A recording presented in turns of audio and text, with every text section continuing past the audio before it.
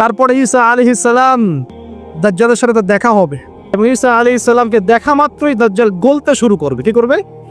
গলতে শুরু, লবণ যেমন গলে যায় না তাপ দিলে, এমন করে গলতে শুরু করবে। তার নিঃশ্বাস গিয়ে দাজ্জালের গায়ে লাগা পরে দাজ্জাল ওইখানেই মারা যাবে।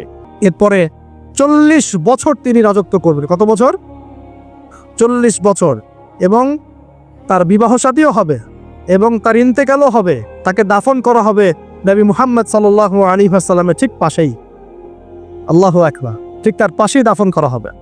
এরপরে মানুষ আবারও খারাপ হওয়া শুরু করবে। কেমন খারাপ হবে?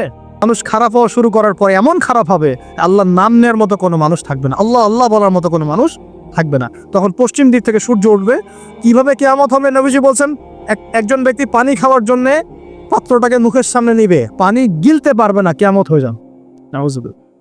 সিংহায় ফুঁক দেওয়া হবে। আল্লাহ পাকের ফেরেশতার এত ক্ষমতা আল্লাহ দিয়েছেন, একটা ফুয়ে পুরো মহাবিশ্ব ধ্বংস হয়ে যাবে ইনশাআল্লাহ।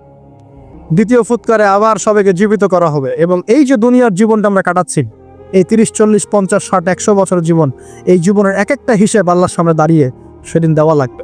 অতএব এই দুনিয়ার জীবনটাতে প্রস্তুতি গ্রহণ করি, 5 ওয়াক্ত নামাজ পড়ি, যাকাত দেই, কালিমা বোঝার চেষ্টা করি, আল্লাহ তাওহীদ শিখি, জানি, বুঝি, নবীর সুন্নত অনুযায়ী আমল করি, হালাল খাই, পরিবার গড়ি, মানুষকে সৎ কাজের দাওয়াত দেই, অসৎ কাজে নিষেধ করি, ইসলামকে আল্লাহর জমিনে প্রতিষ্ঠা করার চেষ্টা করি।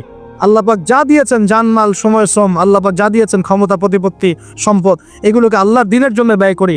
ইনশাআল্লাহ দুনিয়া সফল হব, পরকালে সফল হবে ইনশাআল্লাহ আজ্জা ওয়া জাল।